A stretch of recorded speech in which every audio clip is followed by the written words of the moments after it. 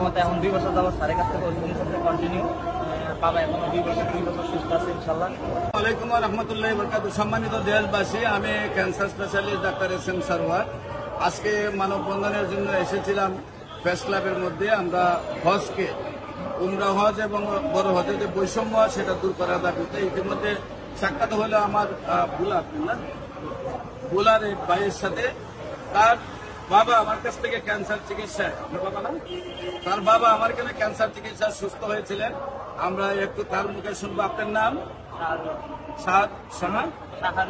শাহরুল আলম। আপনার পিতার নাম? সালাউদ্দিন আলম। আপনার মায়ের নাম? আপনার গ্রাম?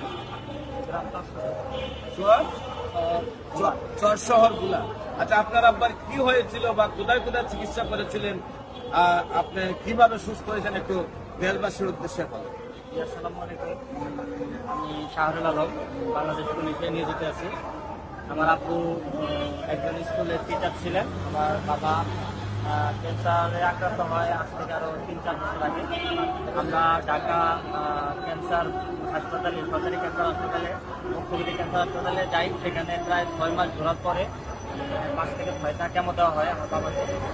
দেওয়ার পরে ডাক্তার বলছিল উন্নতি হবে, তারপরেও হয়তো উন্নতি হয় নাই কোনো কারণবশত, অবনতি দিকে যাচ্ছিল। পরবর্তীতে আমি ঠিকানা পাই। ঠিকানা পাওয়ার পর ওনার সাথে যোগাযোগ করি।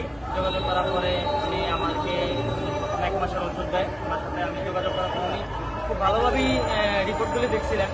1 ঘন্টা সময় নিয়ে, প্রায় 1 ঘন্টার মতো সময় নিয়ে রিপোর্টগুলি দেখছেন। দেখার পরে আমার বাবার ওষুধ দেওয়া হয়েছিল। আমি বাসায় নিয়ে যাই।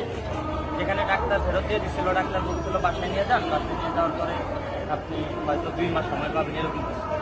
তো আমি ওনার সাথে যোগাযোগ করার পরে ওনার ওষুধ নিয়ে বাসায় যাওয়ার পরে 22 দিন পর আমার বাবা স্টপ করে। আমি স্যারের সাথে যোগাযোগ করি। স্যারে বললো যে তুমি একটু সরিষার তেল দিয়ে, মানে পরামর্শ দিল আর কি, অনেক পরামর্শ দিল। পরামর্শ দেওয়ার পরে আস্তে আস্তে উনি আস্তে আস্তে স্বাভাবিক হয়।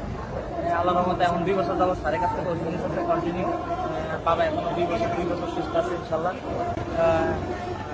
ভালো আছে আলহামদুলিল্লাহ। আমি প্রশ্ন করি, একটা স্যারের সংবাদ আপনারা কিভাবে পাইলেন? স্যারের সংবাদ পাইছিলাম আমি আপনার ক্যান্সার হাসপাতালে অনেক ঘোরাঘুরি করছি। তো লিফলেট কাগজ দেখছিলাম, একটা কার্ড পাইছিলাম। আমি আমার টাকাটা না হয় খরচ তো হইতো কেমনটা দিলে, তো চিন্তা করছিল এইখানে খরচ করে দেখি।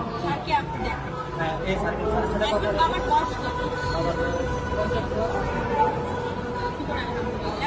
আমরা এই ভদ্রলোকের, এই ভাইয়ের, আমাদের একজন সৈনিক, তার বাবা হচ্ছে ক্যান্সারকে জয়ী করে